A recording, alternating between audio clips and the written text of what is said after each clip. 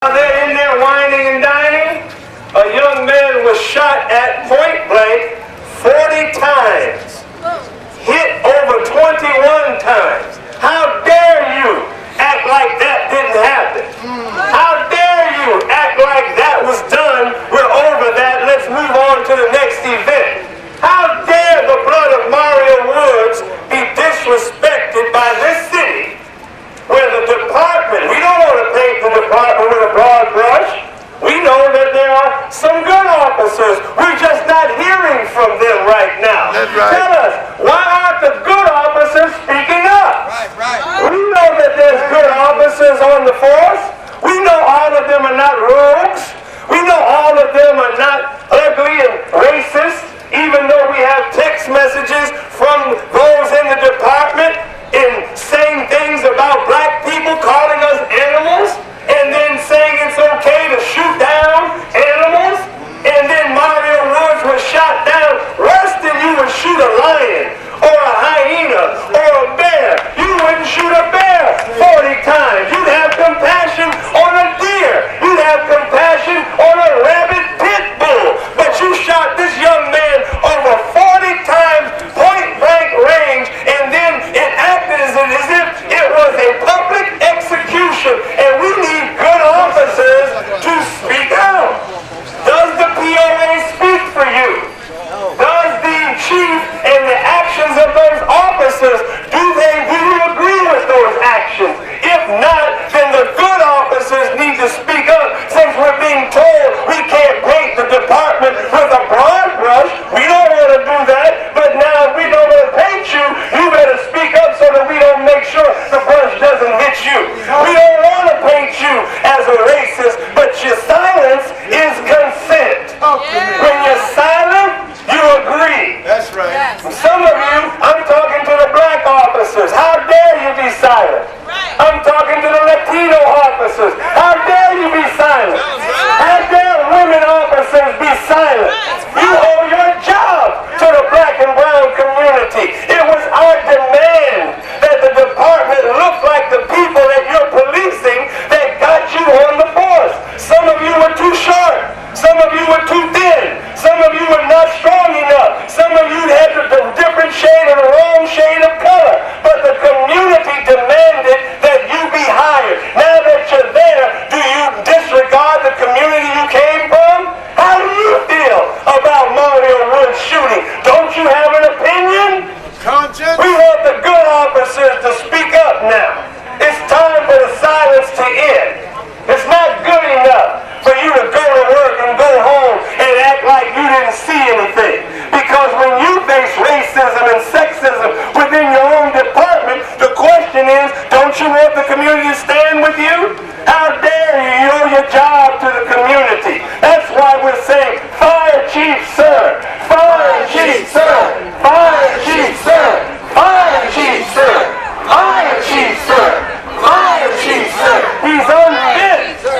At this point, he has too much blood on his hands. Too much blood. People have died on his watch. And there's been no explanation. No changes. We can't accept changes after the fact. You should have made changes before the fact. You should have looked at Ferguson.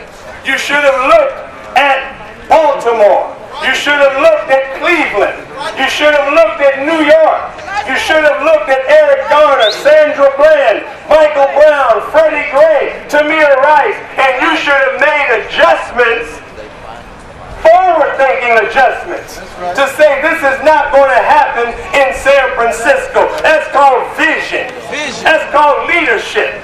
But unfortunately, in this city, you wanted to react after the fact because in truth you were going to make a statement with Mario Woods. You just didn't factor in video cameras. See, you were going to make a statement with Mario Woods. You determined that he was going to die that day. It was premeditated and forethought. That's why those officers that pull that trigger should be charged with murder. So that it sends a message to the rest of you. Think twice before you take a life. In fact, think 5 times before you take a life. Because all life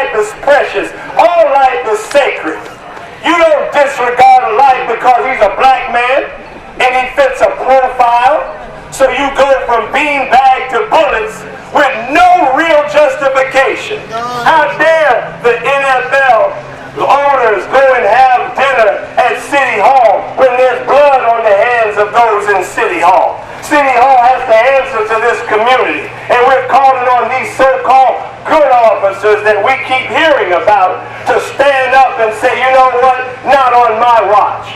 I'm not going to accept intolerance.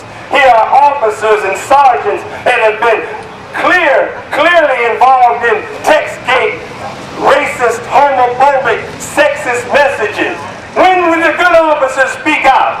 When did the good officers say, you won't work next to me? I don't want you in my station.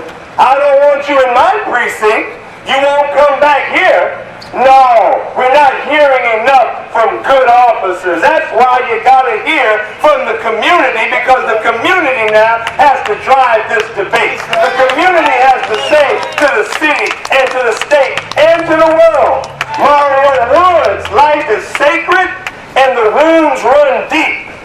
It's not just the family of Mario that's wounded, the whole community has been wounded.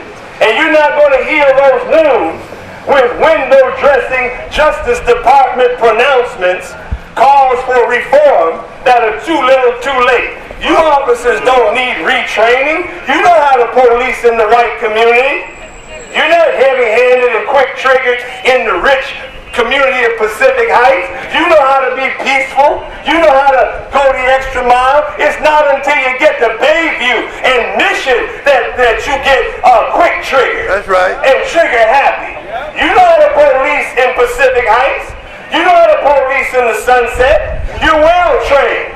The problem is you don't see black and brown people the way you should. You don't see us as human beings. You don't see us as intelligent beings.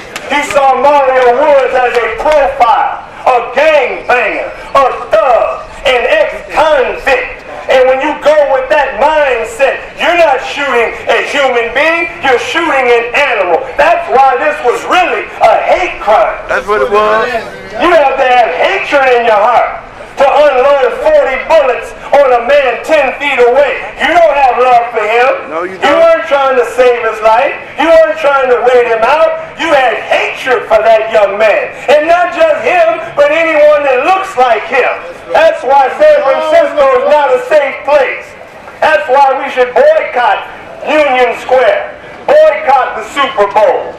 Keep your money. Stay home. You don't want to go here. In fact, go to Santa Clara. Go down there and shop in San Jose. Stay away from San Francisco, because San Francisco is a dangerous place for people of color. We know Black Lives Matter in San Francisco. They matter on the football field. That's what it's about. You want to see Cam Newton.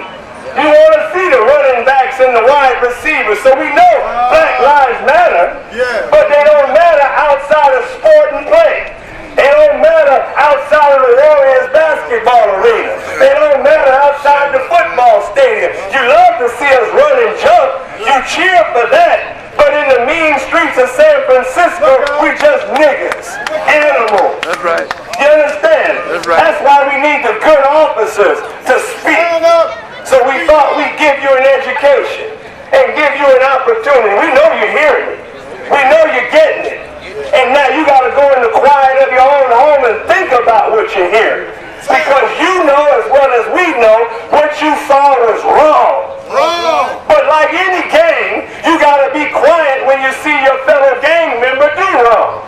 That's gang banging. And you tell us it's not snitching. Tell on when you see something. Well, you all set the example.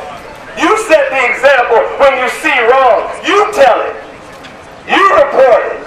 But that blue wall of silence that you all have committed yourselves to, well, the curtain is coming open. The blanket is coming off.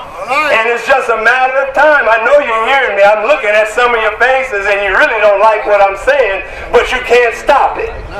Because time now says it's time for the people to rise up and challenge wickedness wherever it comes from. So we can't accept it. Mario Woods was my son. Mario Woods was my brother. And when you did that to him, you did that to me and the rest of us. We want justice. How do we want it? When do we want it? Now. We want chiefs that are fired. We want those officers charged with murder. And we want a real, true independent investigation. Not whitewash. Not crap with justice slapped on it. We want real justice, which means somebody that doesn't have a stake in this, a political stake, to stand up and give this community what this community deserves. We want justice for Kenny Harding Jr.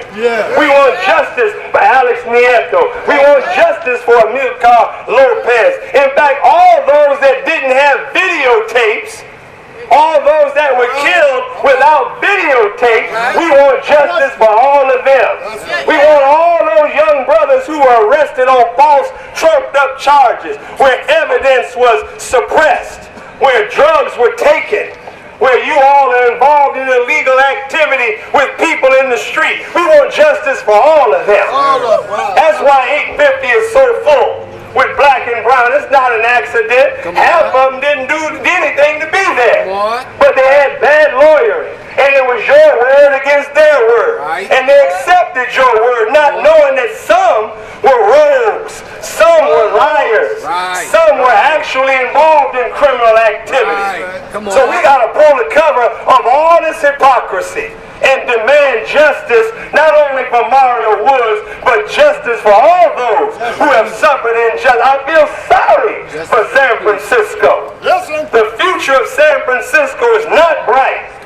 And I tell you frankly, if you don't give justice to Mario Woods as blatant and as open that the murder was in terms of Mario Woods, if you don't give justice, I feel sorry for the future of this city, because there's a God who has the ability to bring earthquakes and other disasters. San Francisco's in a very dangerous position. And that's why you better give justice while justice is in your hands to give. Because in a few days you'll see what real justice looks like, because we serve a God of justice. Justice for Mario Woods. Justice for Mario